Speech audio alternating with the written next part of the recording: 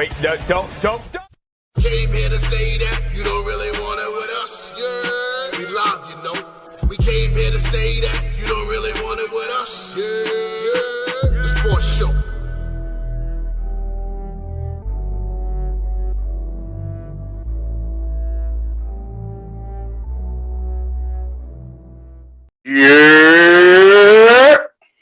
Yerrr. What's going on, ladies and gentlemen? Welcome back to another episode of the Yerrr Sports Show. I'm your host, Big Baby, a.k.a. the soul of R&B. To my right, we have the Queen, Queen Tay. Hey, everybody. Happy Saturday. Please show off your shirt. Please show it off. Happy Black History Month, everybody. Most definitely. Most definitely. They have several. It's a Sean John winter 2021 type of Black History Month, Black Excellence line. Mm-hmm. And, they have several different shirts. I just happened to see this and picked it up, and I loved it. So I know it's something that we say every week. So I definitely need me one of those. Yeah. And to my bottom center, I guess. On the bottom, where I ended up after the Super Bowl. On the bottom. All right, listen, you ended up on the bottom in the pick 5 too. So welcome. Wow. That's what I was getting at. Right after that Super Bowl, I ended up at the bottom. The voice of a generation, Pete Rosado. Hey, what's up, everybody? What's up? We are on the road to WrestleMania, and I couldn't be more hyped. Most definitely. The road to WrestleMania. But BK Matt, again, load management. He'll be back next week. Put him on injured reserve. Yeah, you know. Right. Put him on IR. Yeah. But real quick, let's talk about the pick 5 real quick before I get to how your weeks are. So, a bit of a conundrum. We have a tie in the top and the bottom of the league. For some reason, I'm not buying that me and Matt tied. I don't think so either. I believe I don't think it's even. I had a 1-game lead even after the AFC. That's why we had said that so she'd have to go 0-2 in the championship games to even have a threat at the top. I think Tay was cleanly in first place by 1 game. Over you. It was 1 game over you and 2 over Matt. Right. And then after the championship games, me and Matt swapped places. Matt came into second. I was in third. And so after the Super Bowl, it ends up being Tay, Matt, me, and then Dre. Well, double check that for me. Yeah. Originally what I saw from what was counted from the scores, I remember that Tay had a 1-game lead after the divisional championship games. And then, but the thing is, what I don't get, because with the divisional championships, what happened was me and what gave me a 2-game lead over Matt was that we both picked the Chiefs. Right. But he picked the Packers over the Bucks, and I picked Bucks over Packers. You picked Bucks over Packers? I thought you picked the Pack. Okay. I picked the Bucks. Okay. But no, I have it written down somewhere. Matt had a 2-game lead behind. Pete had a 1-game lead ahead of Matt, and I had a 1-game lead ahead of Pete. Here's what it was. Going into the Super, because I updated these on February. Right before this. Let's see here. So it would have been because So it would have been going into the Super Bowl. Uh-huh. Going into the Super Bowl, Tay was in first place at 47 and 28.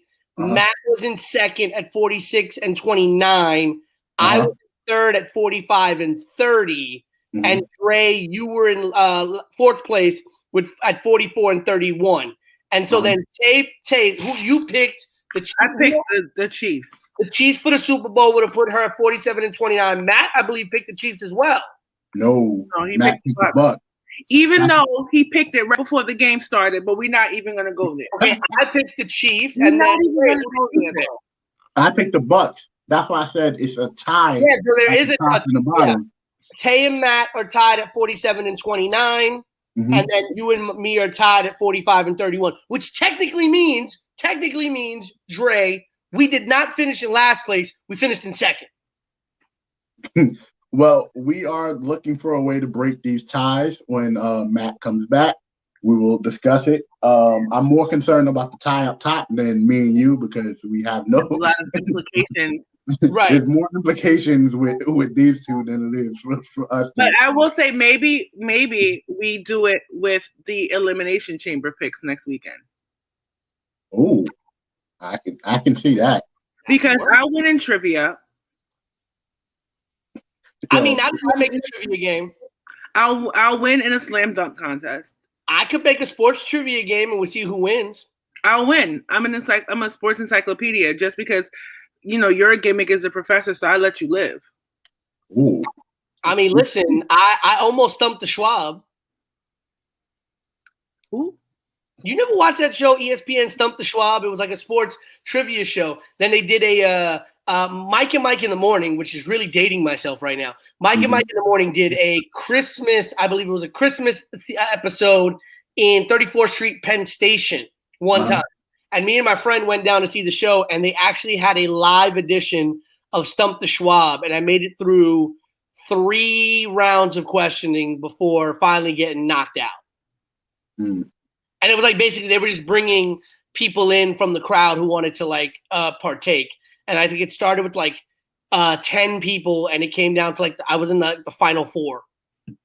So you should have won. But I'm not going. But we're not going head to head though. So right. No, but you and Matt, yeah, I mean, we could do 5 trivia questions, or we can do our picks for Elimination Chamber. Either way, I mean, hey, we let the people decide. You know what? I would think that because we're gonna start the pick 5 for the NBA soon. I think that first week of pick 5 for the NBA. No, negative.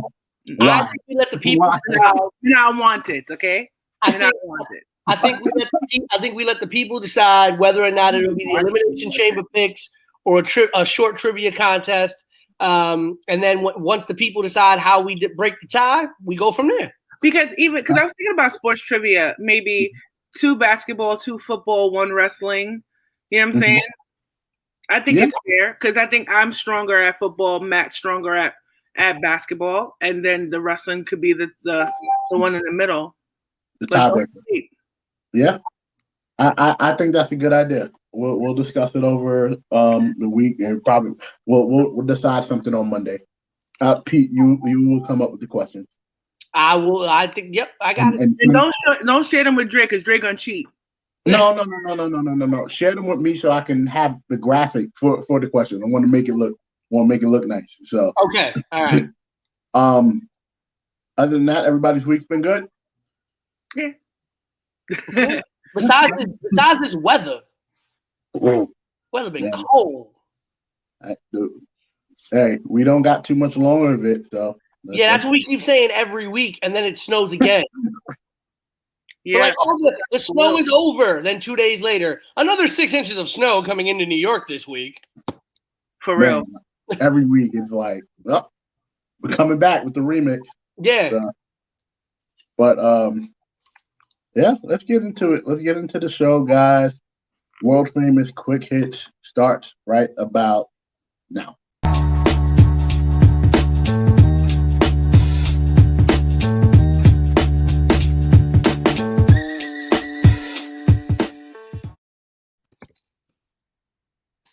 All right. These are your quick hits this week, sponsored by the Disney Plus phenomenon, WandaVision. Why didn't you tell me? Because I literally just thought about it yesterday. If you aren't watching WandaVision right now on Disney Plus and you are a fan of the Marvel Comics or the MCU, you are missing out on one of the greatest shows on, television right now. Personally, I love the fact weekly episodic appointment viewing. I remember brings me back to my childhood, getting in front of the TV every week to watch the new episode of our show with the family. Check it out every Friday, WandaVision streaming exclusively on Disney+. Cheap Disney plugs. I like it. Yeah, I kind of now wish we actually were sponsored by WandaVision because that would have been a great drop for them. Yeah, definitely. Going into the quick hits for this week, ladies and gentlemen, let's start down in the sunny Australian outback where the fourth round of the Australian Open is starting to take shape. Favorites Serena Williams and Naomi Osaka both made it to the fourth round. Rafael Nadal also made it to the fourth round on the men's side, as well as number one seed Novak Djokovic going for his possible 9th Australian Open championship. But in his third round matchup against American Taylor Fritz, he may have torn a muscle and has talked about possibly having to pull out of the next round of the Australian Open. He had a 2-set lead in his matchup against Taylor Fritz in the third round, ended up having to go full 5 sets to win after a medical timeout. And Djokovic saying to the people he may have a torn muscle and may feel like he has to pull out. Taylor Fritz, though, saying that if Djokovic plays like he did in the last set of their matchup, he probably would beat anybody even with a torn muscle. So we will have to see what happens as Novak Djokovic goes into the fourth round of the Australian Open. Mm-hmm. Something we're going to talk about a little later today, but the ESPN did a straw poll of 100 international and national media members from across the country, different markets, using a 5-player ballot and the NBA scoring system for the MVP. And here's what ESPN got. LeBron, the overwhelming pick by the media right now as the MVP, followed by Joel Embiid, Nikola Jokic, Kevin Durant, Kawhi Leonard, Giannis, all the way in 6th place, Steph Curry, Paul George, and Luka Doncic near the bottom. Other players receiving votes include Jonas Valanciunas, Mike Conley, some other players. Joel Embiid and Nikola Jokic trying to become the first pure center since Shaq to win the MVP. Interesting to note, Jokic is the only player on this list that is in the top 10 in points, rebounds, and assists. Yo, Giannis' fall from grace is something we predicted a while ago. And I'm not surprised he's this low in MVP voting because as much as we give James Harden, we were giving James Harden some slack last year. James Harden said it right. All Giannis does is dribble, dunk. And the media is starting to see it. Now, I don't get too high on these media polls because at the end of the season, they usually flip when LeBron is at the top because the media at the beginning of the season is always, oh, LeBron is this, he's doing so great. And then for whatever reason, it flips to somebody else. So, well, we will definitely see how this looks moving forward. Though also just interesting about Embiid playing a career year right now, career high in points across the board for him. And also it's interesting, the Philadelphia 76ers are 16-3 when Embiid plays, 1-4 when Embiid has been off the court. So very interesting there. Moving to Major League Baseball.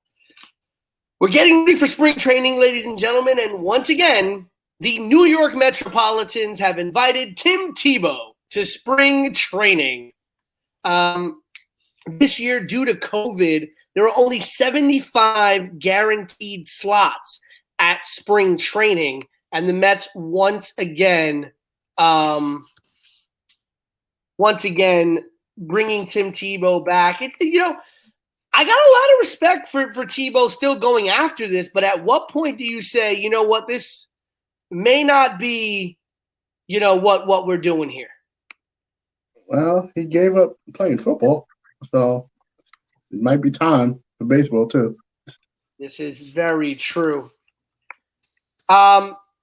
Moving to the NFL, One more story in the Major League Baseball. A pretty heartbreaking story earlier this week.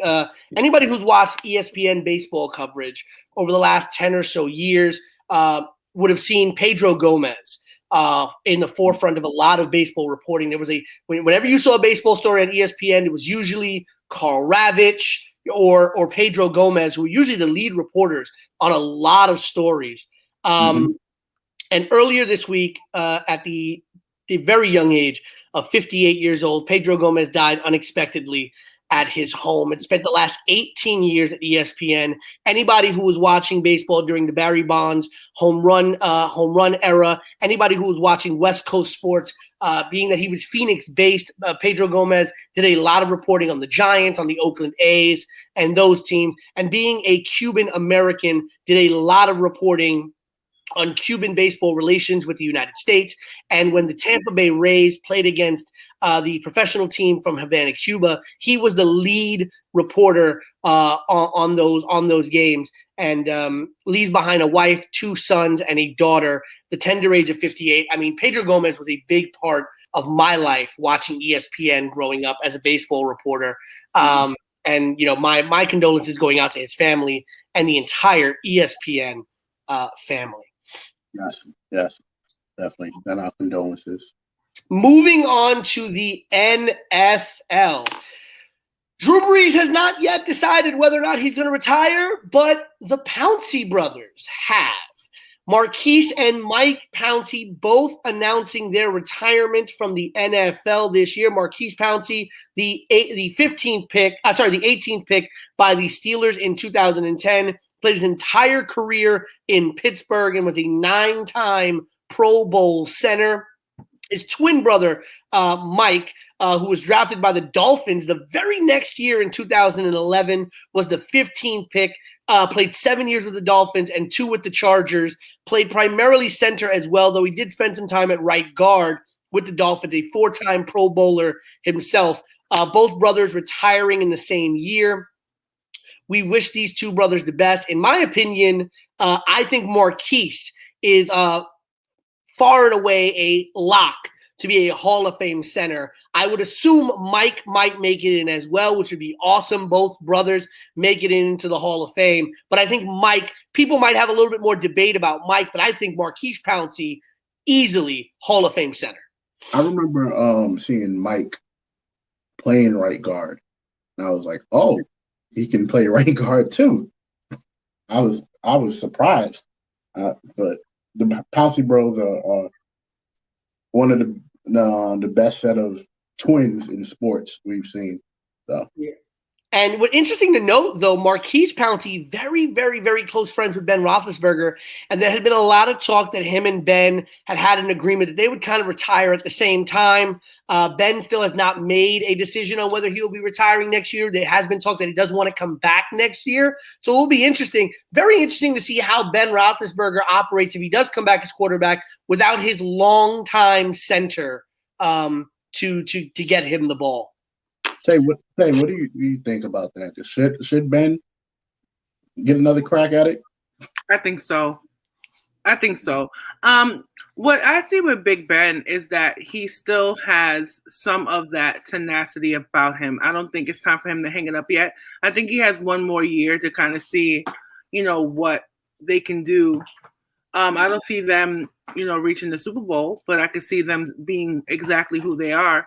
And let's not forget, this was they had the longest undefeated streak this season of any team. You know what I'm saying? Be that as it may. So that shows that he still does have some left in the tank. So let's just see where it goes. Most definitely.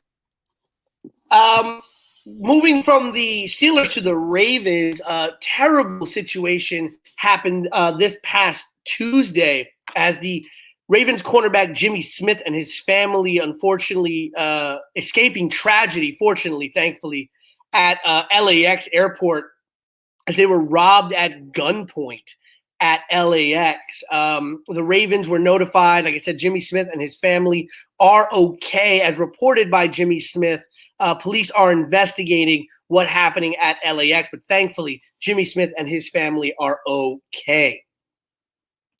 moving on to something that I'm sure Matt probably is going to speak about in the smoke section. But big story coming out a couple of days ago as the Texans released J.J. Watt, their star defensive player. At his request, J.J. Watt went on Twitter asking to be released. Well, actually had a meeting with the McNair family asking to be released from his contract. He had 1 year remaining with the Texans, and the McNair family granting that speedily, really, really quickly. Within hours, there was a video of J.J. Watt saying goodbye to the Houston fans. Just really quickly, he was the 11th pick in 2011, three-time Defensive Player of the Year, one of only 3 players in history to win 3 Defensive Player of the Year awards. Even last year, J.J. Watt has had a lot of injuries in his career, but last year he played a full season, one of the few full seasons he's been able to play.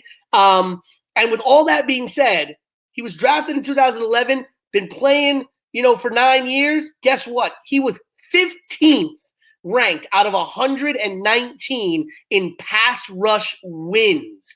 Right, so when that man rushed the passer of 119 pass rushers in the NFL, he was the 15th best. That's really, really great. Leaves Houston with 101 career sacks, and in my opinion, the face of the Houston franchise. But very interesting. J.J. Watt, less than 24 hours after he asked for release, he's gone. Deshaun Watson can't buy his way out of Houston.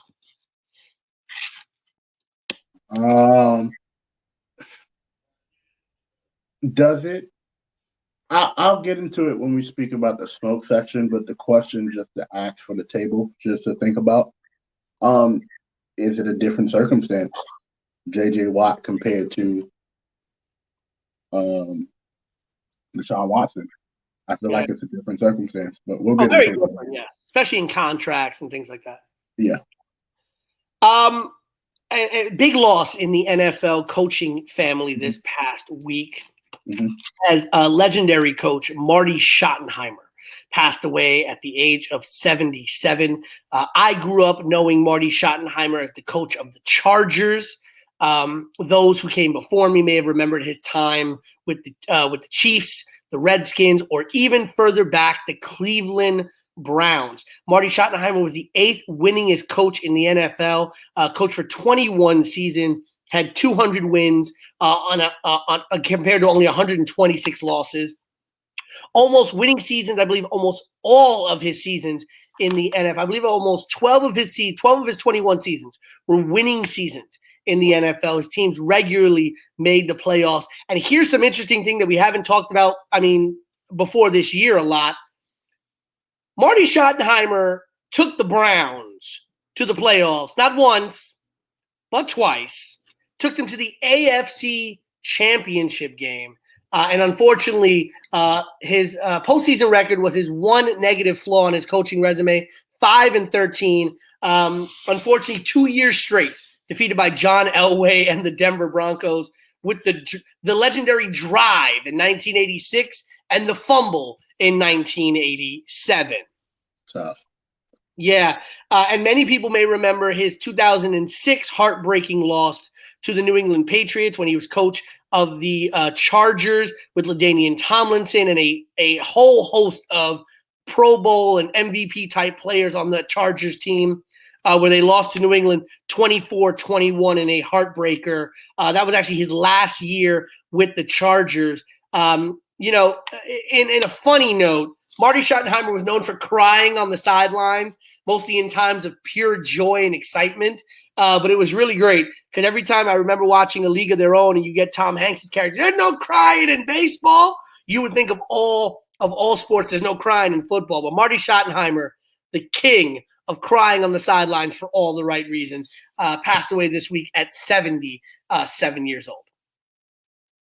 Dre, what do you remember about Marty Schottenheimer? Not much. Not a lot of you. I'm like 12 years old, you guys. So. Queen?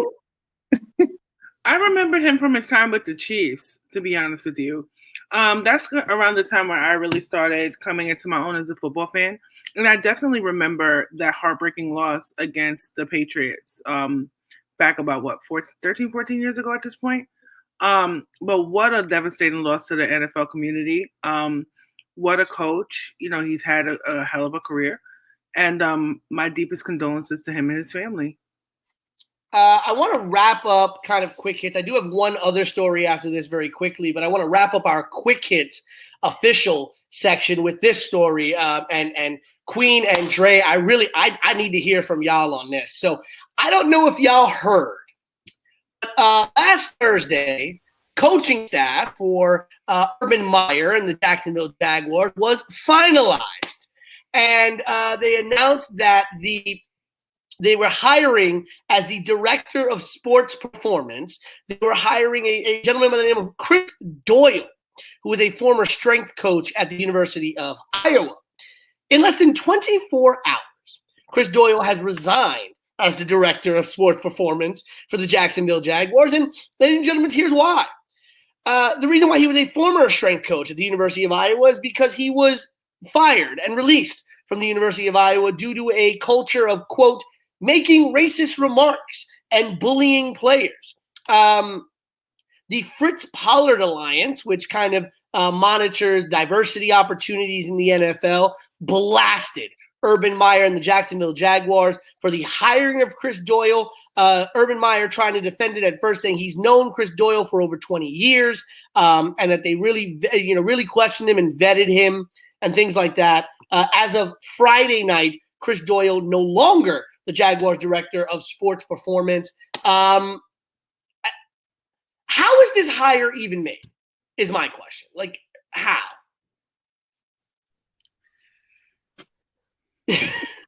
I mean, I don't know. I don't know. Certain personnel records are sealed, right? So somebody leaked that to kind of. Well, this was public knowledge, actually, Ted.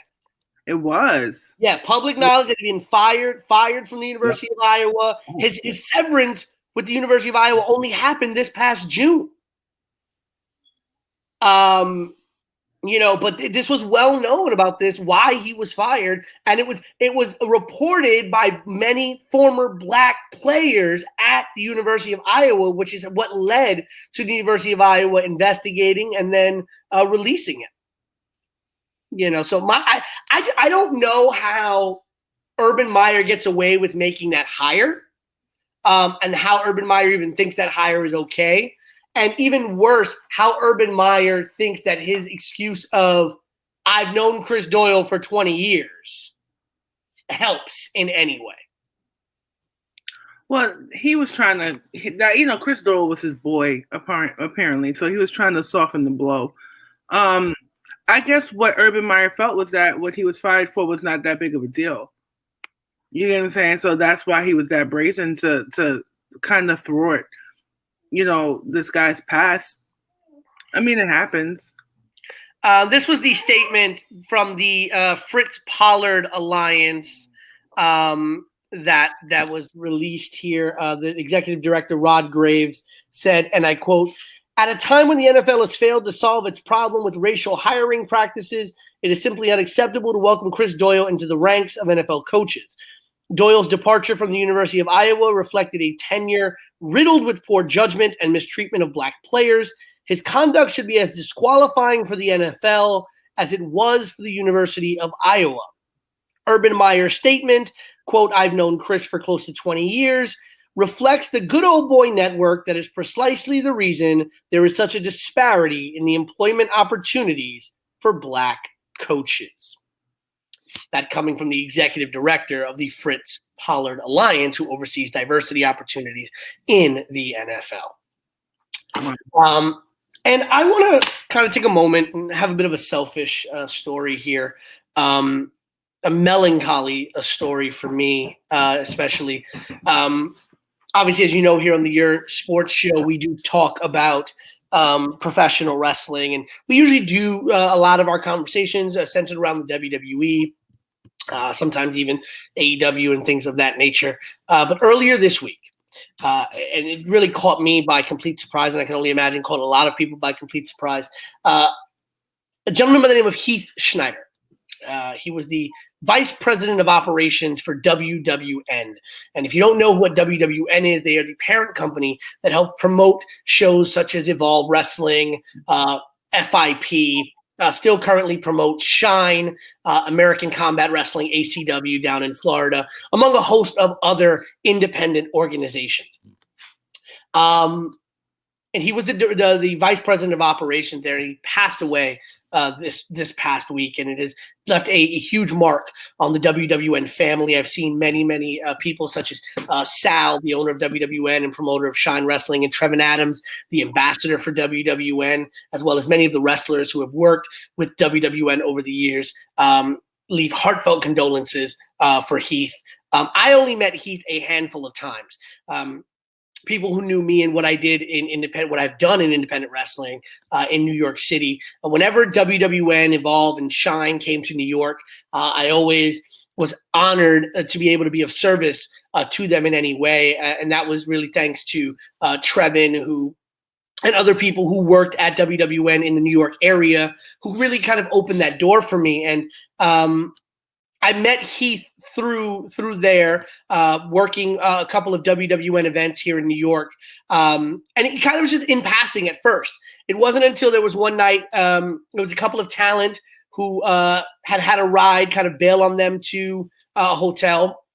And they asked me if I could take them, and I said sure. And so they always had one WWN official with the talent that was going back to the hotel. So Heath was in my car, as well as some other WWN talent. We got to kind of like chit-chatting here and there. The next time WWN came to New York, I came into the building, and I was always dressed very, very well for these shows, even though I was going to be working my butt off, right? Heath saw me and he kind of just pointed at me and he said, "You need a shirt," right? And at that point, anybody who was usually working at the Evolve shows or the Shine shows had a shirt on that denoted them as a member that was working the shows. And that's actually the Evolve shirt I'm wearing right now. It was the first shirt I ever got from them. But Heath looked at me for the first time and knew who I was and said, "We need to get you a shirt." And from that moment on, I had a shirt, and I was an official, I could be seen as a member of that working staff. And to this day, one of my proudest moments and humblest moments working with WWN was being able to be invited to Philadelphia when they filmed their 10th anniversary show, which at the time was the first ever independent show on the WWE network. And I remember when I got to Philadelphia, I came into the arena, and Heath sees me and he smiles and he says, "Really good to have you here today. Really good." And then he looks at me again and says, "We got to get you a shirt," because they had very special shirts for the people who were working that show. And so my interactions with Heath were very few. I definitely don't know him in the vein as many of the other people who have been leaving condolences for him on Facebook. But he was a great man, and I thank him for the time we were able to spend together. If at all anyone can or is interested, Heath Snyder's family will be hosting a memorial service in Florida on Tuesday, February 16th from 4 to 7. And they are asking that in lieu of flowers, if people are interested or can, they can make a donation in Heath Snyder's name to the Alzheimer's Foundation in honor of his beloved nanny. Leaves behind a family and a legacy in professional wrestling and independent wrestling that is very beautiful, and Heath Snyder will be missed. So from myself, having worked at WWN, my heart is broken, and I just want to thank everyone at WWN for what they've done. And my condolences go out to not only Heath's family, but the WWN family at large. Definitely. Dope. Let's jump into today's topic, guys.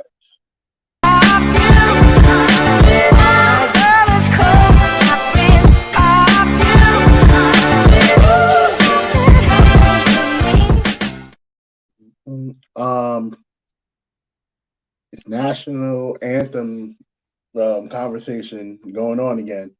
So in the NBA, for those who don't know, we all know this on here, but for those who don't, the NBA basically has a rule that the national anthem has to be played at every NBA game.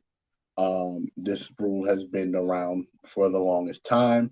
They also don't allow players to kneel during the national anthem. Again, rules that were put in place from a while ago. I guess those rules were altered a little bit during the bubble while everything was going on last year, this summer that just passed. But for the most part, these are the rules.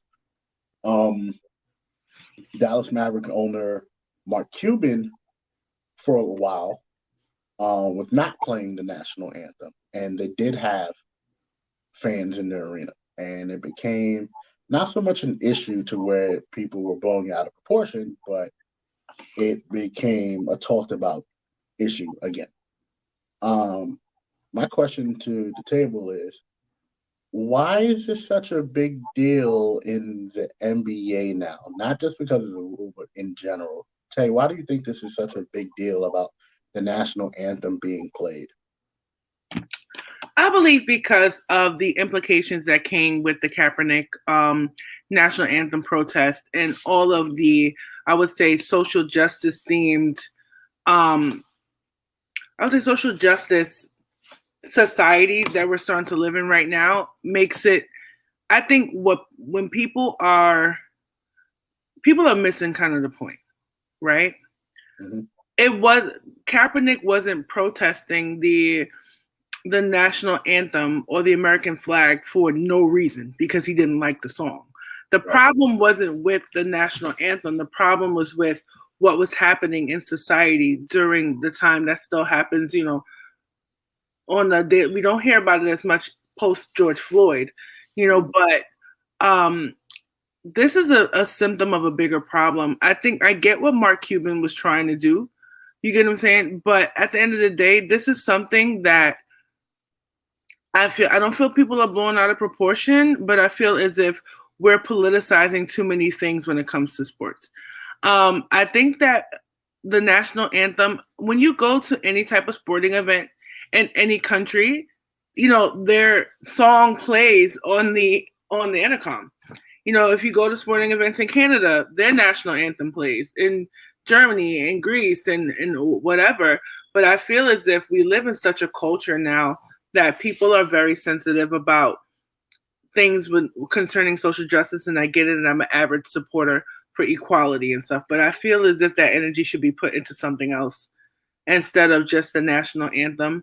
I think that now we're restarting this kind of argument about patriotism and stuff, and I think that we need to kind of fall back and pump the brakes on it a little bit. Yeah, I agree. Pete? I'm going to say something pretty controversial. I don't think we need to play the anthem at every single freaking sporting event, every single day, every single month, every single whatever. I mean, it's not like we've all of a sudden forgotten the national anthem words, right? And we need to be reminded, I don't think and this is not me not being patriotic. I just don't think we need to, as Tay kind of said, politicize everything. Right. And I feel like the anthem is something that's become very politicized. It's like listen, I understood playing the anthem after very important events. I've understood playing the anthem and being ultra patriotic after devastating events. I can understand playing the anthem on an opening day, old timers day, special events. Or things like that. Heck, if you still want to do it during the seventh inning stretch at some places, fine. But I don't think I personally don't think it's a huge necessity to have to play the anthem at every single sporting event, every single day of every single sport everywhere in the United States of America. And so I wasn't really upset with Mark Cuban saying, okay, this is not going to get played. Mark Cuban also understands, and I think we've spoken about this on the show, Mark Cuban seems to have a better pulse. For a white dude, Mark Cuban seems to have a pretty decent pulse as to what he probably shouldn't do or should do to aggravate the fact that he has African-American players who have to deal with this on a much different level. right? And I don't think Mark Cuban was thinking about, I don't want to play the anthem. I think Mark Cuban really doesn't care personally, but he's probably thinking about, I've got players on my team that may feel uncomfortable having to stand for the anthem, or because they can't protest, right? They feel uncomfortable being forced to have to do this. And so he made that decision there. I don't knock him for it. I can understand why the NBA as an organization, as a large umbrella organization, is kind of saying this needs to be done.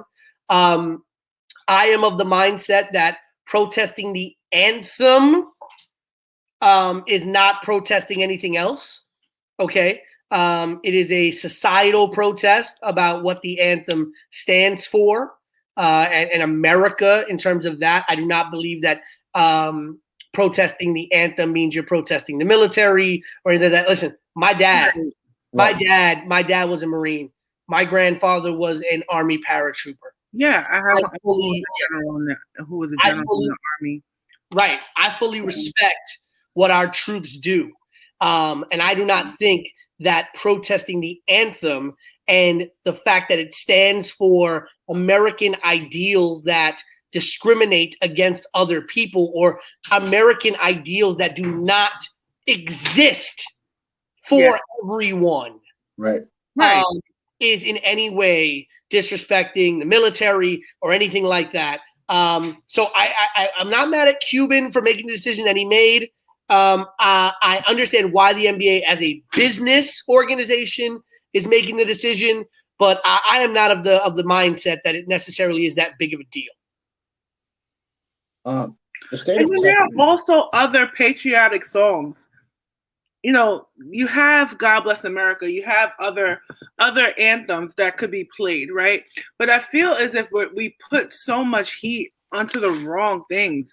I mean, no one cared about people kneeling for the anthem until it became a political issue. You get what I'm saying? I've been to plenty of sporting events where there were times where I saw many people sitting during the anthem, and it didn't become a problem until the media said it was a problem. Yeah. I think the media. Nobody makes a big deal when people don't take their hats off or don't put their hands over their heart, you know, whatever. But all of a sudden, a black man kneels for the anthem, and oh my God.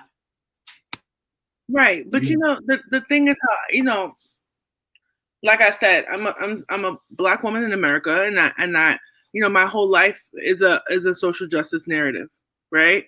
Mm-hmm. But at the end of the day, I live in the United States. I was born in the United States. I was raised in the United States, and although some of the tenets do not apply to, they should apply to me and you and Dre and everybody. But you know, we know how, you know, life can be, and I feel as if I get what Cuban was trying to do. I get what he was trying to say, but you know, I feel as if right now I feel like it's the problem is bigger than the anthem. It was always bigger than the anthem.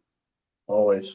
It was always bigger than that, you know, and I feel as if at this point in time, let's devote our energy into making those words matter. Mm-hmm. You know, let's be kinder, let's be more fair, let's be just, let's be diverse, let's be inclusive. You know, those are the things that create a more perfect union, you know? So, you know, for sure. Yeah, most definitely. Back to you, Dre. No, you're good. You're good. The Texas media made a bigger deal out of it because now it's going to be a law that in Texas to where it has to be played. And why am I surprised? That's Texas. When I heard the story, and then I heard everything after it. Like when I read upon it, I'm like, oh. Did you know? You know, so as everyone knows, I'm a teacher, right? So the New York State certification to become a teacher is the toughest certification process anywhere in the United States, which is why if you get certified as a teacher in New York, it's super duper easy to move to just about any state in the United States and transfer your certification over. There are only 2 states where you cannot do that very seamlessly. One is California, as they have their own educational system in California. The other is Texas. Why? Because Texas requires you to take a course and become licensed in Texas history in order to teach in the state of Texas. Yeah, that's you know what? Now we're gonna get into that because Texas history is right. So why am I not surprised that all of a sudden Texas want to make it a law that you must listen to the anthem at every game. I'm surprised they don't make you watch a Remember the Alamo video before every game. Don't be surprised. Don't be surprised. Moving on to the MLB. So the season is about a month or 2 months away. Yeah, about that. Yeah, we're about to start spring training soon. Yeah, but there's been a lot of trades, a lot of signing and pickups. I know the Mets and the Yankees are, scrounging for players right now. But one of the biggest issues last year, like on that handicapped the game, was COVID-19. The Marlins, damn near whole team had it at one point in time. Most other teams, half their teams had it, and they had to reschedule games and everything like that. Now with fans being allowed back into the arenas and the stadiums and the vaccines and everything like that, how do you see MLB faring this time around? Like, will it be a lot smoother since they've learned from their mistakes, as they say? Pete, I'll start with you. I think a larger thing that's also going to be an issue is they're going back to an 162 game season. Last year, obviously, due to COVID and everything, we did a 60 game season. So it's going to be a lot rougher, I think, when you just talk about the marathon that is the baseball season, right? Because this isn't football where you can reschedule games and still get things done in this small amount of time. This isn't basketball where you can do that as well. Baseball takes a long time. And so if you get a team that misses a week of games, God forbid, how do you figure that out? Because we saw last year, like you said, when there were schedule readjustments, I believe there was a point where the Marlins played 21 games in 22 days just to make up for reschedulings and missed games due to the roster not being where it needed to be. And baseball can be a very, very taxing sport, right? Games easily go upwards of 2.5 hours. You're always moving, right? And there's a lot going on in the game of baseball, and then you're picking up, you're traveling, you're going to the next city, or you're staying in that city and you're playing another game that's probably going to go another 2.5, 3, 4 hours. God forbid you have an extra inning game, right? Right. So I think that's going to be the bigger question: is how does the spread or the curve of COVID continue to change? Does it continue to go down? Is it going to continue to go up? How are the teams in Florida affected? Right, teams that play in California, places that are heavily hit by the coronavirus. I think those are the questions we really have to ask. We have a couple of teams that play in Canada. How are travel restrictions going to be lifted or changed or have to be adhered to for games that have to get played in Canada by teams coming in from the United States? You would have thought that by the time we got to March 2021, with everything that was being talked about in 2020, that we would be in a much better place. But we still worry about, the spread of COVID and how it's going to affect things. I think baseball, is they're in a much more wide open scenario than a lot of other places. And that's what worries me. You have larger rosters. I think the second largest rosters behind football, traveling rosters, that is. A lot more teams than any of the leagues, and a lot more traveling going on. Football, you're traveling 1 day of the week, okay, for at the very least 17 weeks. Right. Or 16 weeks because you get your bye week. In basketball, they found a way to do a lot of back-to-backs where you're not doing too much traveling in between games. Baseball is looking like they're going gung-ho, full schedule, old school. And so now what's going to happen when you got a team playing a 3-game set in Florida, and flying and doing a 3-game set in Texas, and then flying and doing a 3-game set in New York? Like, how is that going to get contained? That to me is just a bigger question, is how are they mitigating all of this travel and dealing with that? Tay, what are your thoughts on it? How can they kind of stop the spread, since last year was a bit of a mess? Well, I think we're in a different phase with COVID right now. I think last year when the spring training and everything was starting, we really hadn't had our heads kind of wrapped around the virus and kind of wrapped around how devastating. I mean, we knew the onset of how devastating COVID could be, but we didn't know at that time we'd be up to, millions of cases in the United States and, hundreds of thousands of deaths. So I think that right now, going into the MLB season, I hope that they'll be a little wiser. A lot of airports are instituting more stringent travel restrictions. You get what I'm saying? So I feel as if people just keep their masks on, and now it's 2 masks instead of 1 recommended. But if people kind of stick to the script, I think we'll be a little bit better off with the MLB season this year. We saw how bad NFL was getting at one point during shutdowns, and how bad the NBA was starting to get at one point as far as COVID was concerned. But I feel as if they may have some pains in the first few weeks. I feel like I can see some games being postponed.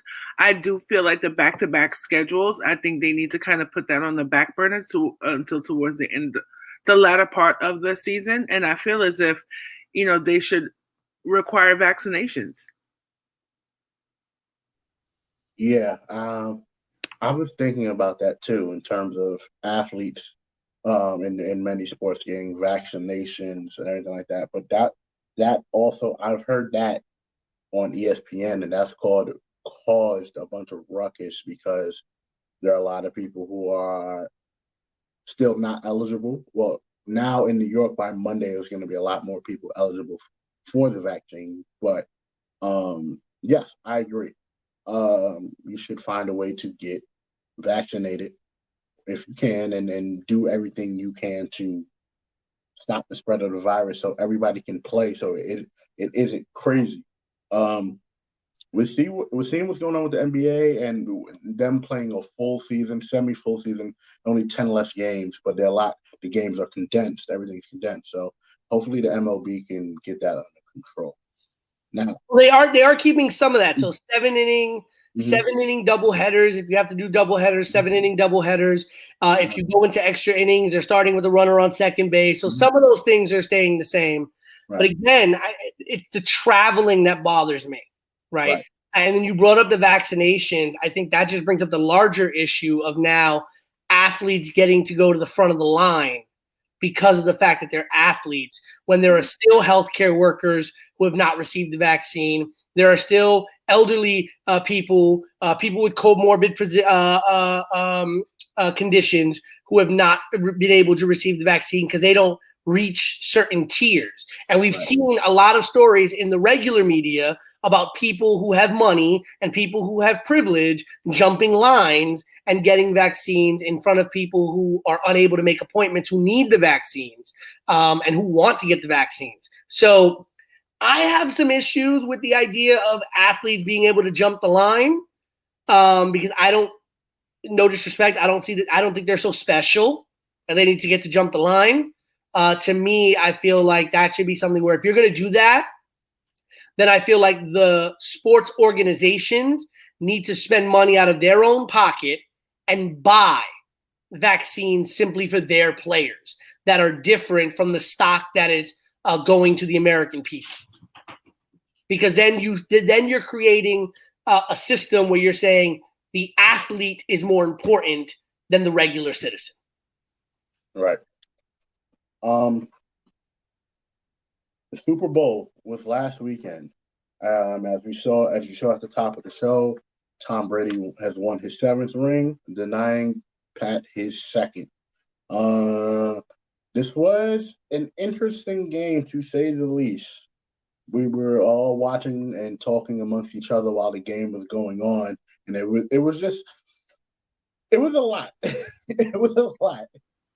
Pick five or not, we were all kind of just in agreement with how the game was going. And my question to you, Tay, what were your thoughts on the game overall?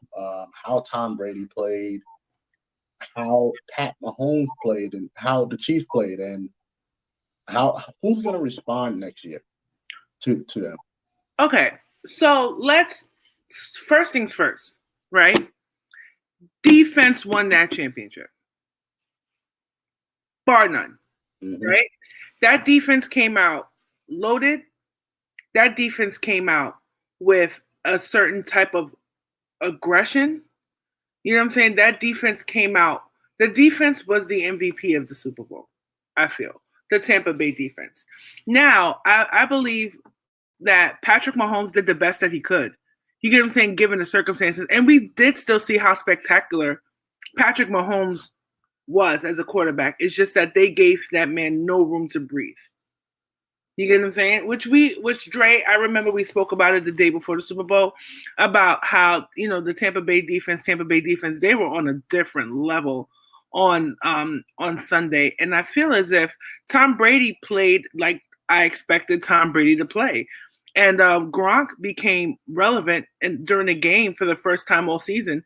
And this is what I said. I said Gronk was going to remember who he was. And he scored like the first 2 touchdowns, if I'm not mistaken. I believe that the Chiefs are still a really good team. I feel like they're still a scary team. I feel as if, last week's game was no indication of any less, that Patrick Mahomes isn't any less great than he is. I still feel, by all intents and purposes, Patrick Mahomes is a more skilled quarterback than Tom Brady. You get what I'm saying? But at the end of the day, that type of, I would say, veteran leadership is unparalleled at this point. You have a man who played, 20 seasons in the NFL going against a guy who, is the future GOAT. You know what I'm saying? This has no bearings on where the Chiefs go in the future. If they keep that core unit together, and we also forget that they were kind of on the shorthanded side when it came to their defense too. So let's not make it seem as if Patrick Mahomes had all the protection and the coverage that he was used to.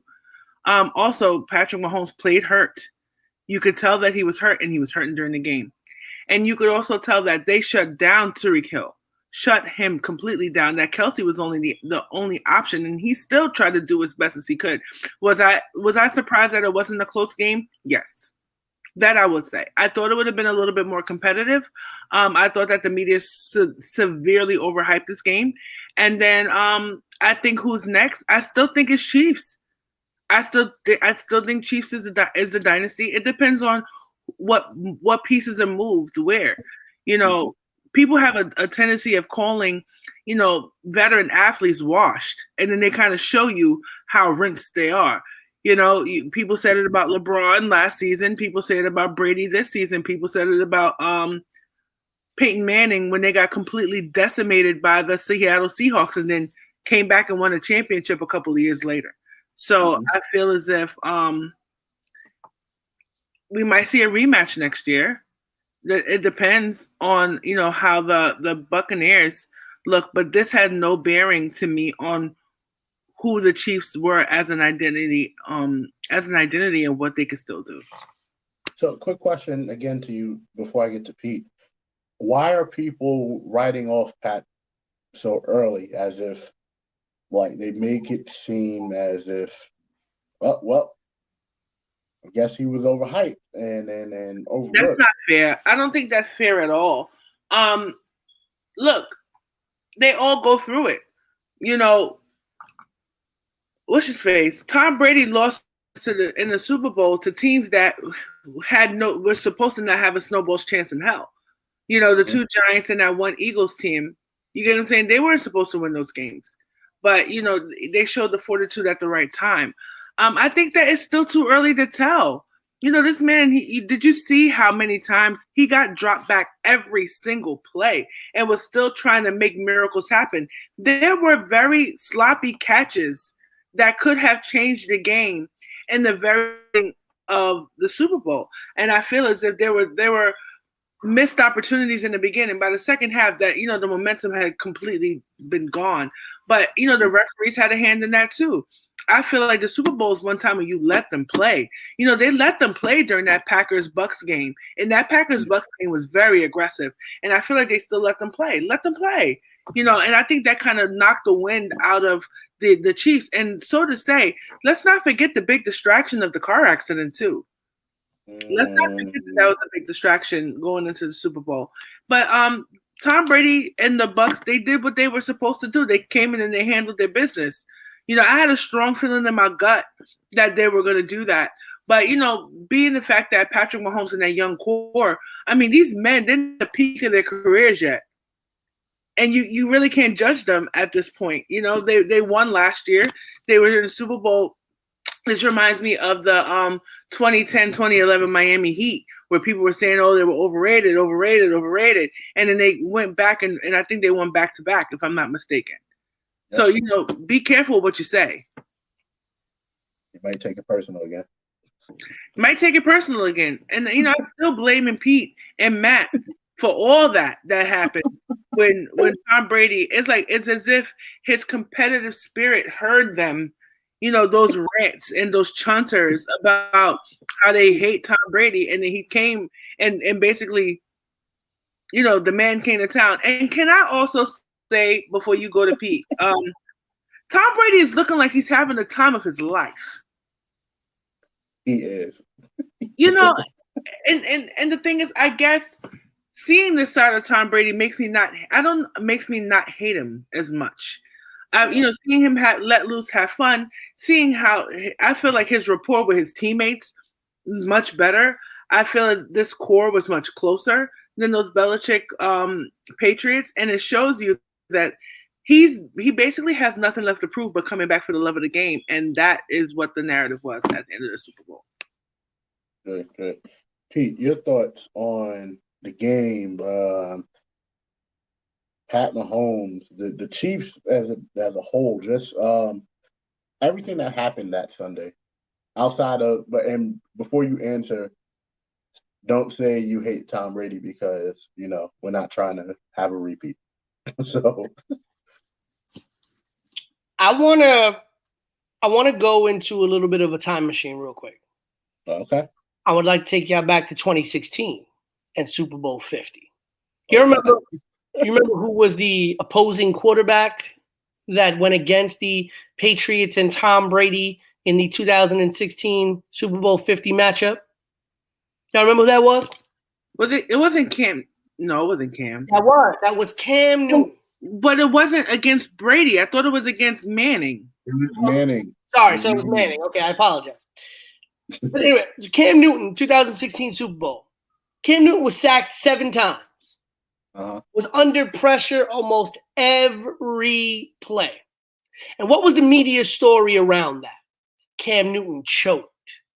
Cam Newton threw that Super Bowl away. He didn't live up to the standards. Like as if he was the only Cam Newton playing every single position on the field. Now, granted, Cam Newton led the Panthers to a 15-1 record. I get that. I believe Cam Newton was the MVP that year. Right? But the media narrative around Cam Newton was that Cam Newton choked. And he never escaped that. Cam Newton choked that Super Bowl away. But when Mahomes, okay, and let's be very honest, I don't think anybody anywhere, even people who bet on Tampa Bay to win the Super Bowl, thought that Patrick Mahomes and the Kansas City Chiefs was going to score 9 points. I don't think anyone thought that. And if you were a person who thought that the Kansas City Chiefs were going to score 9 points in the Super Bowl, I either want to know what kind of revisionist history you're feeding or what group you on, right? Because nobody would have thought they would have scored 9 points. Nobody. Okay. They didn't score a touchdown at all. That's and Nope. let's be real. That came from 3 field goals. Right? But what was the media narrative? Everything that you heard, everybody that spoke about that Super Bowl, what they say? It wasn't Patrick Mahomes' fault. It wasn't Patrick Mahomes' fault. And you know what? There was a very wise person.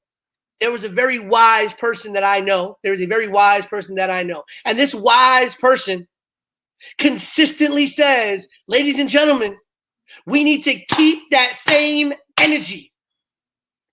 Right? And so if we're going to say in 2016 that Cam Newton choked and that Cam Newton lost that Super Bowl for the Carolina Panthers, then we should be saying the same thing about Patrick Mahomes. That he choked. That I wasn't one of those people. No, what I'm saying is that if the media is gonna push that narrative about Cam Newton, then we need to push that same narrative about Patrick Mahomes. If Cam Newton could not escape the fact that he threw that Super Bowl away, then why is Patrick Mahomes not getting more blame for not being the kind of caliber of offensive player that he's supposed to be? One of my favorite NFL analysts, former ESPN NFL analyst Trey Wingo, used to always say when he says Patrick Mahomes names, he's a future Hall of Famer, Patrick Mahomes, right? But future Hall of Famer, Patrick Mahomes, just lost in the Super Bowl and led his team to a 9-point total. He did not score one offensive touchdown. He did not run for a touchdown. He did not throw for a touchdown. None of it. Okay, so we can talk about how great Tom Brady was. We can talk about how great that defense was. And listen, Tom Brady, once again, did what Tom Brady does. As much as I may hate the man, as much as I hate what he does, he did it again. Right? Man. You know why? You know why he escaped that? You know why he escaped that criticism? Go ahead, Queen. He won it before. Yeah. Because he had his win already. He would have had that same tag had not been for last year's phenomenal game, second half comeback against the 49ers. You know what I'm saying? The 49ers, people were still holding out hope. I don't know why Tony Romo was never just an analyst and never a quarterback, because the way he broke down that game was amazing. I'm just being honest with you. But Pete, you're 100% correct about keeping the same energy. But I feel as if that energy would have been held if Patrick Mahomes never took that Chiefs team to the Super Bowl and won. I think that same energy would have been kept if the year before, they had gone into the Patriots Stadium and almost pulled off that upset going into the year before. Right? So I think that the narrative is a little different with Mahomes. 9 points in the Super Bowl. You expect Super Bowls to be lower scoring games. They're usually lower scoring games. You don't really see anybody get over 30. But I liken this game more to the Broncos Seahawks than the Panthers Seahawks type of thing. Because at that time, people were talking about Peyton Manning like he needed to retire. It was over. And this, that, and the third. And then the very next year and a half, they came and they decimated that Panther team. So, stranger things have definitely happened. But this is what Mahomes' third year? Third or fourth, right? Fourth. Cam took the Panthers to the Super Bowl in his fourth year. He was drafted in 2011. This was the 2015 season. Obviously, the Super Bowl was played in 2016, but it was his fourth season, right? It's just there's just, and mind you, the Carolina Panthers only scored 10 points, and that's the parallels are so stark. 10 points for the Panthers, 9 points for the Chiefs. Same, very similar kind of players in Mahomes and Newton, and that they both can run the ball very, very well. Mahomes may be a better passer, but they can both throw the ball very well. It just really bothers me. Listen, again, I hate that Tom Brady won it. I hate that Tom Brady does what he does, and he does it as well as he does it, right? I hate that Tom Brady made it look so damn easy, right? Did he make it look easy, or did that defense make it look easy? We weren't talking crazy about the defense, but we were kind of saying, hey, The Chiefs defense is a little bit better than what the Packers were giving Tom Brady. And Tom Brady dissected that defense. And there was no pressure. That offensive line to me should have won that MVP as well. The Tampa Bay offensive line. It was only one errant pass, and it went back because it was a holding call. And what do we know? What do we know about the history of Tom Brady? If you give the man time, if you don't pressure him, if you don't touch him, Tom Brady is dangerous. That is the one thing we know about Brady. So, Pete, those calls, man. It seemed the moment that the Chiefs were getting just a little bit of momentum or color in their faces to kind of get back, it felt as if there were – and I'm not a person who normally says these calls are nonsense and this, that, and the third, but a lot of those calls were shady calls to me. They didn't look good to me. And I'm not making excuses because, of course, they were completely outclassed last Sunday. That defense came to play, and Brady came to play too. He's like the new washed-up king that they call him. You know what I'm saying? But some of those calls, man, were questionable as hell, just being honest. You know, that pass interference call was trivial. When he tripped, he tripped, right? Yeah. Some of them were trivial. Yeah. Some of those holding calls were, I feel, some of those holding calls were not holding. They were just defense. And I wasn't the only person who felt that way too. I felt that Andy Reid had chances to challenge things and did not challenge either. So there were so many problems at the helm before you even get to the Mahomes issue, before you even get to the Tyreek Hill issue, before you even get to the fact that, you know, they didn't score at all. You know, the thing is, Patrick Mahomes was not even put in a position to be able to run anything into the end goal. You get what I'm saying? Like, I saw no chance of anything. But at the snap, the Bucs were already there, and that's what it felt like to me. JPP was. He was one. Right. That was JPP of old. That was the JPP that the Giants knew. Yeah. And I want to get back to what you were saying about. I mean, he had more fingers with the Giants, but he still lost those. He was a Giant when he lost them. Yeah, I remember. Yeah, that was funny. We said something in the chat about that, and I was like, bro. No, I think I said something. But my thing was about the calls because I specifically said something after the Super Bowl, and I compare it to basketball. As a basketball player. A lot of times because players were smaller than me, I wouldn't get the benefit of the doubt for a lot of calls. Yeah. Even if I'm staying in front, I wouldn't get the benefit of doubt of me staying in front because players are like flopping all over the place, like we see in today's game. And my thing is I had to adjust. Now, I'm not saying that the referees were the best because they were really calling some ticky-tack stuff, and we were all like, whoa, this is not it. Especially that pass interference where he tripped. And I was like, all right, like by law, I guess that's pass interference, but you don't call that. But the Chiefs never adjusted. Never. He never adjusted. Never. Mateu kept chirping and almost got himself ejected from the game, from the game, and they let themselves get deflated by the referees, and that goes to show you the mindset of that defense when everything isn't going their way. Now, again, we said that what was going on outside of the field could have affected the team. I feel like it affected Andy Reid more than anybody, especially since you said in terms of things that needed to be challenged and looked at and adjusted. But as far as the defense, I can't really say much about the offense because the Bucs defense was doing their job. In terms of the Chiefs defense, you have to adjust. And as a side note, I think this ends up screwing over someone like Eric Bieniemy even more. Yeah. As the offensive coordinator for the Chiefs. And here's the funny thing. Again, we talk about the narratives around this, right?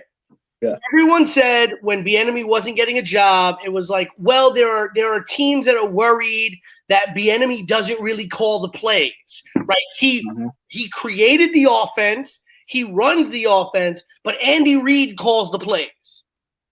But how much money you want to bet that any interview that Eric Bieniemy goes on again after this Super Bowl, they're like, oh, well, what happened? Y'all only scored 9 points in the Super Bowl. You're supposed to be this great offensive mind. Where's going to be keeping that energy of like, but hold up, I don't call the plays. And you call the plays. But now it's on me? Right. The energy is not being – that's the thing. The energy clearly just for the past few weeks in general, when it in a lot of sports, are just not being kept. Which is weird to me because everything just seems bizarro. Like you say one thing and then you go back and like, oh no, this is what we meant. No. Reporters, please keep the same energy on all of these players. And Pete, I want to touch back on the Cam Newton and Pat Mahomes comparison. The reason why Cam Newton never shook that, unclutch kind of, personality that people put on him is that because he never went back. Yeah.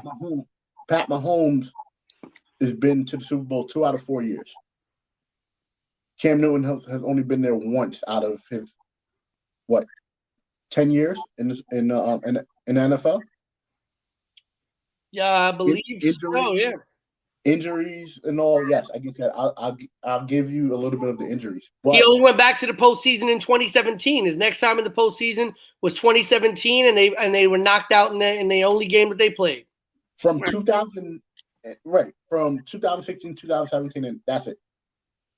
Again, Patrick Mahomes has done it four times.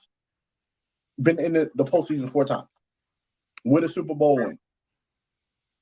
And they came pretty far out of the I don't really count the first year because I don't think he started the entire season. No, right? No, he didn't start the entire season. Let's not even put because he was the backup to Alex Smith. Right, and Alex Smith got hurt. Yeah, so let's put that year on the brink. You know what I'm saying? Let's not even count that, right? Mm-hmm. First year, AFC Championship. Mm-hmm.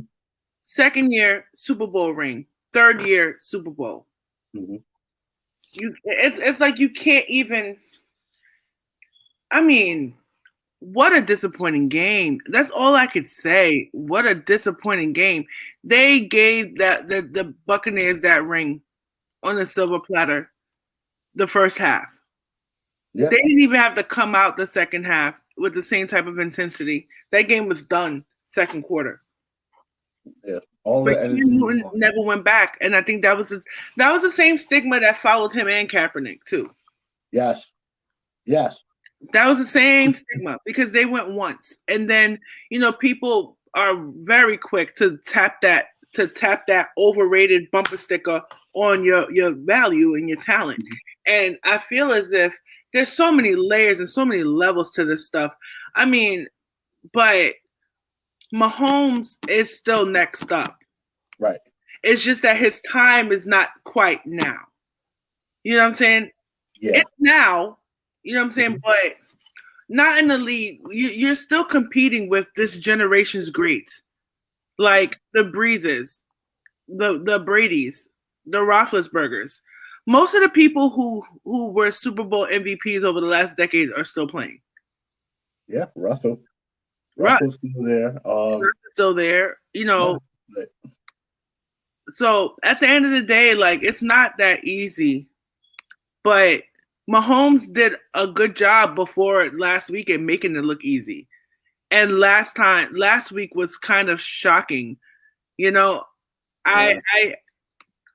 was shocking. Not shocking that Tampa Bay won, but it was shocking in the fashion that they did. And if you think about this really quickly, just because we were talking about Cam Newton and I started looking at it. So 15 was the year that he went to the Super Bowl. They went 15-1. The next year, 2016, they went 6-10, and that was the year that the Falcons went to the Super Bowl. 28-3. Yep, and then 2017, They were second in the NFC South with an 11-5 record, and they lost in the wild card playoffs. That was the year that the Eagles went to the Super Bowl. First year that the Eagles went to the Super Bowl, and then the last year that they went. Yeah, and then the Rams in 2018, where the Carolina Panthers were 7-9. So if we look at that, the 3 years after the Super Bowl, he went 6-10, 11-5, 7-9, and he was in the playoffs only once. But he did lead them to a first place record in both the 2013 and the 2014 seasons. But his combined playoff record before that was 1-2. So why aren't people keeping that same energy with Michael Vick too? Because Michael Vick never went back. He went once and never went back, if I'm not mistaken. Or did he not go at all? No, I don't think Vick was in a Super Bowl as a starting quarterback. Either was it him or McNabb? One of them. McNabb was the one. He was always the bridesmaid, never the bride. It was the NFC Championship game for so many years with Andy Reid, and then they went to that one Super Bowl with T.O. Good times for them. And those two still cannot stop talking bad about each other. Man, still, they won't even talk about each other. So this week, I am hosting the smoke section because we have some things to talk about this team in Texas that we spoke about earlier, the Houston Texans. Let's get into the smoke section.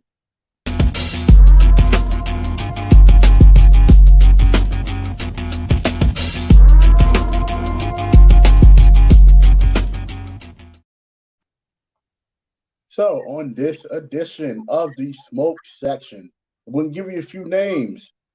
Y'all just, I know you guys will remember these names, but, let's talk about it real quick.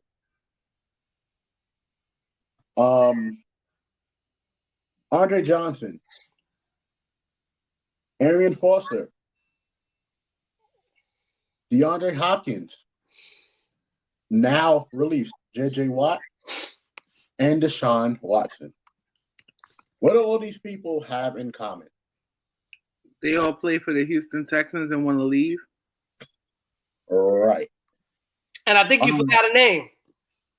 Who else did I forget? Mario Williams. Mario Williams, yes. I did forget that Mario Williams.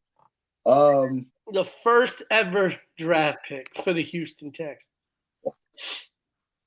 The Houston Texans have a big problem. A huge problem. They are drafting not once in a lifetime talent, but very, very amazing talent that could be potential Hall of Famers. And for whatever reason, they always want to leave, or their opportunities are very wasted with them. I want to know, why is that? Is it the coaching? Probably not. I'm not going to put it on the coaching. But I can put it on the culture there. These guys just hired a black head coach who has waited 27 years for this opportunity to become a head coach in the NFL. Why? Deshaun Watson wants to leave. So they think that signing the black coach will keep Deshaun Watson there.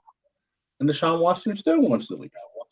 So again, what is the issue with the Houston Texans, and why can't they get it right with these talents? Why? I think it's a toxic culture. Now, I don't know what specifically, but there's something deeply ingrained in the culture of the Houston Texans organization that makes it unattractive for their star players or players in general to want to stay. And I feel as if this is a lot of stock put on a team that barely goes over 500. Bruh.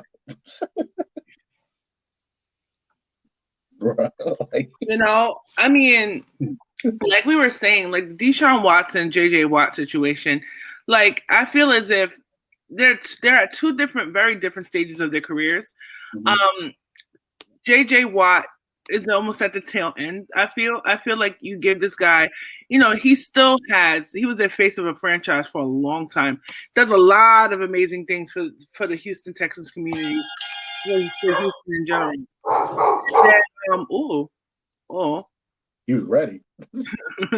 And then if the face of your franchise for the past 5 or 6 years is ready to call it quits, and your young star quarterback who can really give it a go, who's very talented, if he's ready to go, and just a culture of people just not staying long in the Houston Texans, there's something very ingrained in that culture that makes it unattractive. Now, what is it?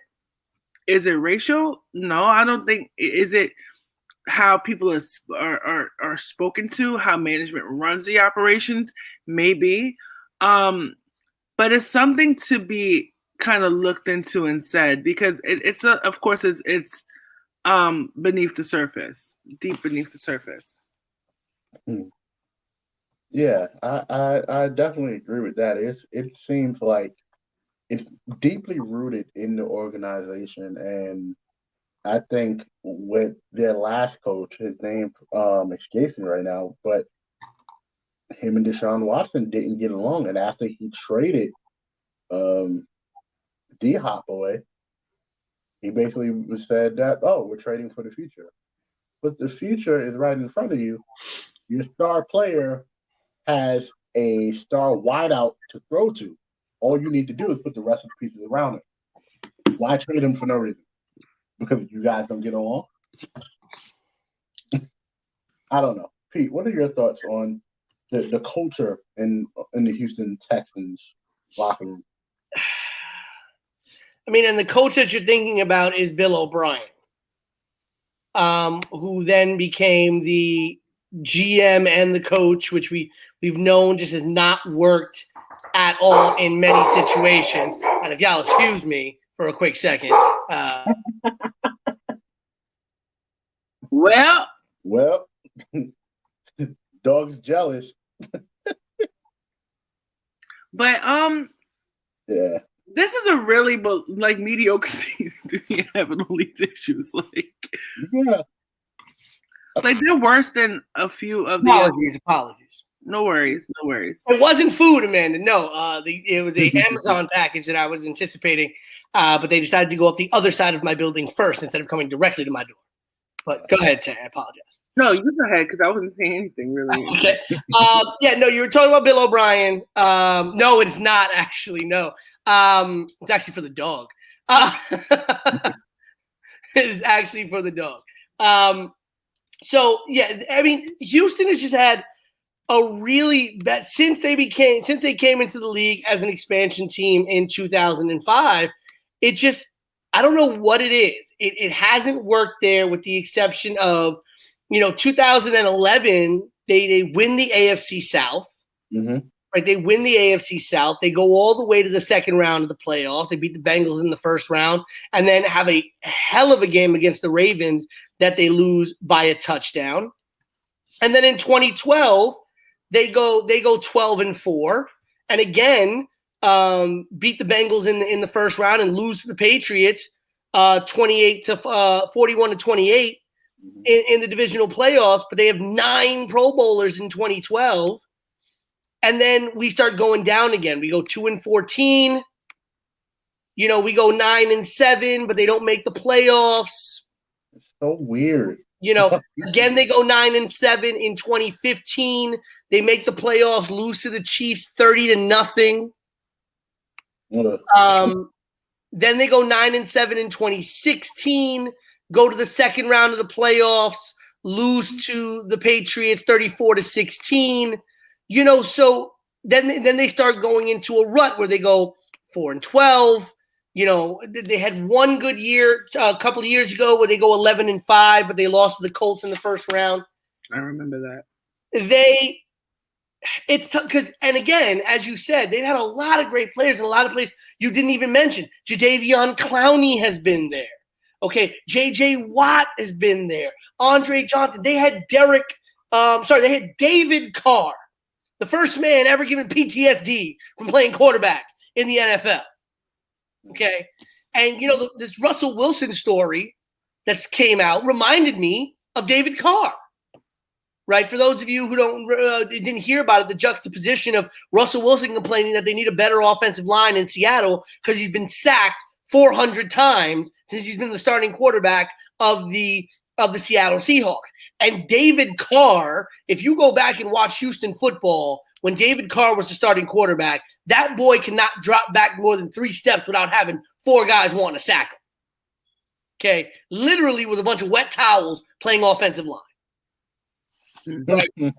And it's just, I don't know if it's a culture thing with the McNair family. Could be a thing from the ownership.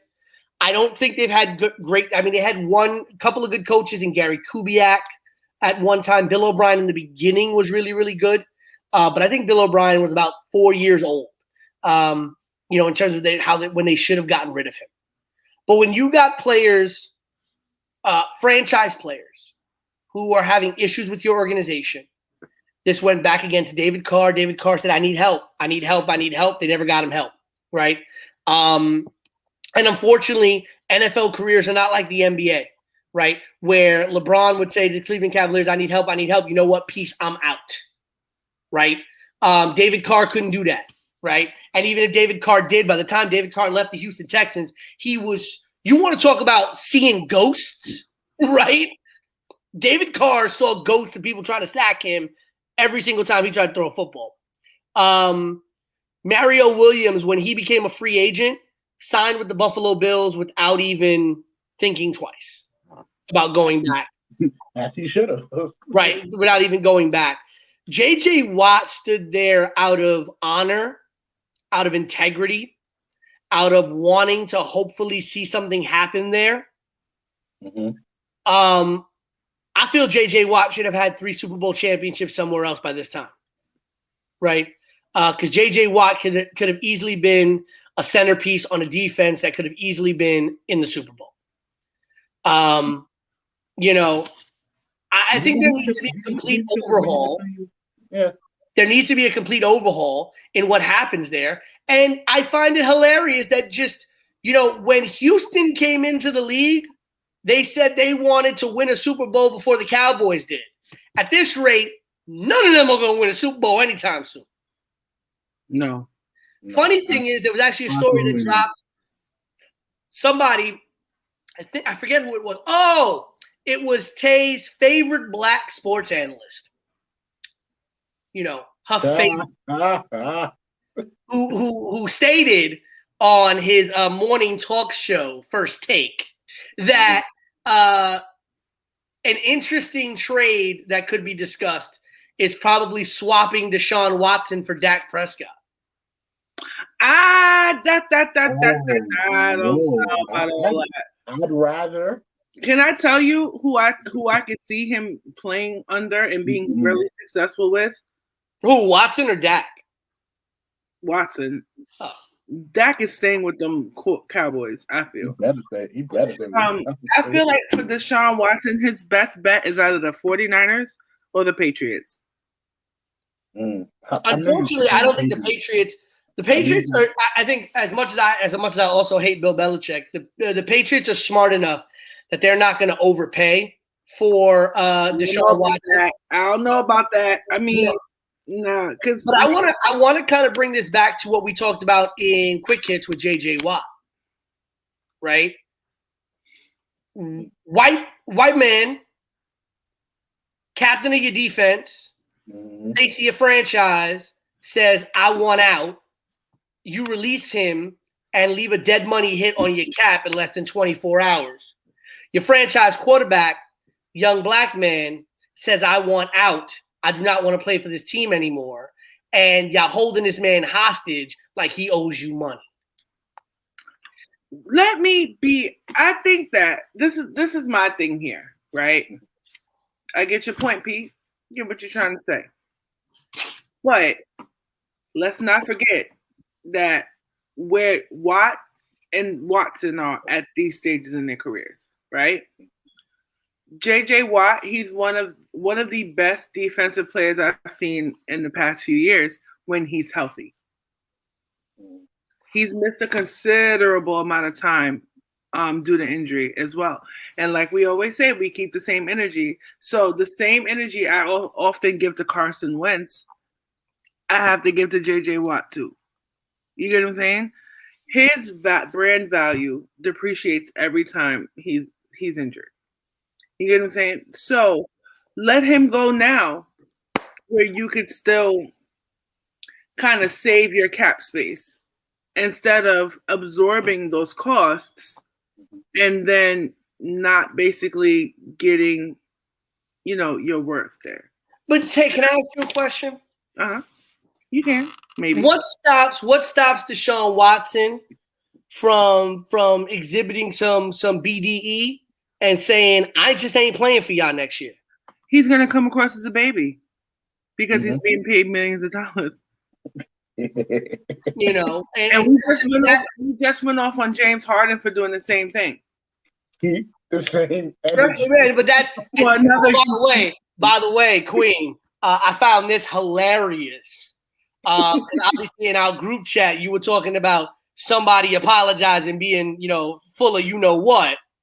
I don't know if you saw the story today where James Harden had a sit-down interview and apologized for the way that the things went down with Houston, because that's not him and that's not how he would have wanted to have left. Please. Oh, please. This is my thing. We are all adults here for the most part. People know what they be doing. That's what gets me upset. It's like you wasn't worried about that apology. You apologizing now because you got what you wanted out of the whole deal. You get what I'm saying? Now, I bet you if you ended up into an obscure team like the New York Knicks, you know what I'm saying, or the Vancouver Grizzlies, who don't exist anymore, I know. You know what I'm saying? You would not be talking that same humility nonsense. Give me a break, James Harden. Give me a break, Justin Timberlake. I don't want to hear it. I don't have the energy for it. I don't want to hear it. Keep it to yourself. You had an opportunity to apologize when it was going down. So the theme of our show is keep that same energy. Keep that same energy. And that will be the new title of this episode. Right. Yeah. I'm telling you, I found it so funny when I saw that he did that interview and he apologized. I was like, yo, Tay gotta see this, man, because this boy out here. Here it goes. Oh, I gotta pull this up. Like, it's so funny when Matt. I don't quote, and of course he did. Of course he did it with the perfect NBA reporter, ESPN's Rachel Nichols, who always gets the sentimental stories. Right? Quote. This is a direct quote from James Harden. I don't like it at all because that's not who I am. Oh. Harden said when asked to reflect on the weeks leading up to the trade, the drama, the extra, whatever you want to call it, the negativity for me, I don't really like negative energy. That's draining. So I don't like how it necessarily happened. I feel like it could have happened a lot smoother, a lot easier, but it is what it is. I apologize for how it went down, but I guess I had to do what I had to do in order to get to go where I wanted to go. Nah. James Harden, jump into the smoke section too. Jump in here too, because you're wild. Shorty. Yeah. Right. You jump with JT and the Houston Texans too. Y'all be right. Y'all sit there, get comfortable. Yeah, get comfortable. Y'all need to smoke. And I don't care what Matt say. People know what they do. I'm serious. You know what you're doing. This is what kills me about people. You always have, it's something called a conscience, right? You see, I'm the type of person, if in my gut I know I'm right, I'm going in. And there's no way that you're ever going to deter me from me fighting for something that's right, right? But if there's any semblance of guilt in that pit of your core, that what you're doing is crazy, you know what you're doing. So no, I don't accept your apology. I don't want to hear your apology. buckle up and sit right in the smoke section where you belong. James Harden, you got what you wanted. Be quiet. Go make it to the Eastern Conference Finals with your team and lose to the Lakers in the finals. Do it. Lakers in 5. Lakers in 5. And Justin Timberlake, that apology, it should have been legal by now. That's how long ago you should have had that apology. That apology should have been 17 years in the making. Your apology should have been getting ready to graduate from high school, shorty. Or your apology fell off your credit report twice. Exactly. And you had your publicist write that. Sit down. I don't want to hear it. I like how that was the second article that came out. His publicist said, JT's publicist said, we had nothing to do with that. He wrote that on his own. Oh, beautiful. Let's not get this because let's not do this. We have a PR person on the show, and I'm pretty sure that that's not how things work. All right. We got one more topic. I wish Matt was here for this. I know you do. Because you know how I feel. And it's not about Backstreet Boys in sync. It's just because Justin Timberlake slapped on some cornrows and hip-hopped with 50 Cent and Timberland, don't make him that down king that people trying to make him seem to be. He's not, bro. He's not. If we talk about people get on. Wait, JT Eminem, ain't black? People get on Eminem about culture vulture and everything like that. Justin Timberlake is the definition of it, but I don't think Eminem is a culture vulture. Let me tell you. I don't think so either. He came from Detroit, right? Ladies and gentlemen, welcome to the Yerrr Sports Show presents the New Breakfast Club. He came from Detroit. Hip hop is in his blood from where he was and this, that, and the third. He didn't put cornrows in his hair, hip hopping, and always had to have, doing all this popping and locking and all this nonsense. And all this popping and singing with Nelly and people like them because there was a little hood and stuff like that. And then you marry. You know what? I just caught myself. Get real personal, but let me not. But Eminem is not I don't feel like he was not a culture vulture because I don't feel like he tried to influence culture. He didn't. I still think his platinum blonde hair is better than Cisco's. Nobody's platinum blonde hair is better than Cisco's. That's a free concept. Y'all gonna make me put. Never mind. I ain't gonna put that at the end of this because this guy go to somebody. All right. Let me. All right. I get why people say it. Now that I think about it, you know what should be the lead-in song for the smoke section? Enter the Dragon by Cisco. I mean, Matt and Cisco about the same height. And I say that in all seriousness, because Tay has met Cisco before, I have met Cisco before, and they're literally about the same height. Oh my Lord. Mm-hmm. But, I don't know. I really want to unleash the dragon. You have to ride out by the young neck. You have to see me flashing that now. Baby, my rolling, because I'm feeling. This is what happened when I'm not on the show. I was the show. This is what y'all do to me. This would happen when you was on the show. Be like, cry me a river. It's like, oh my gosh! But again, as we wrap it up, great episode, guys. Great episode.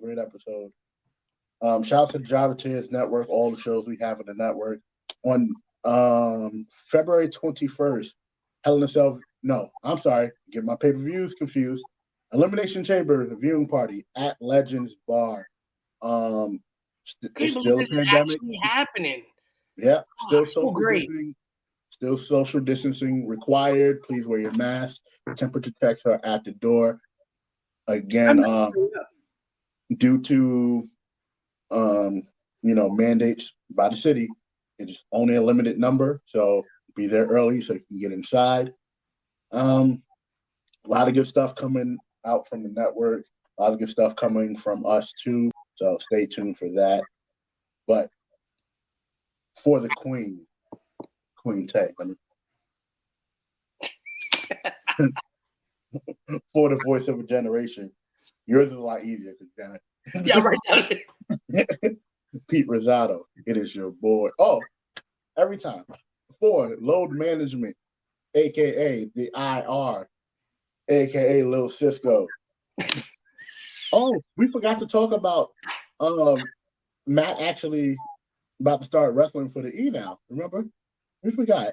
Oh, I said thought we little were Bow Wow. You just don't know the way you move too fast across the floor.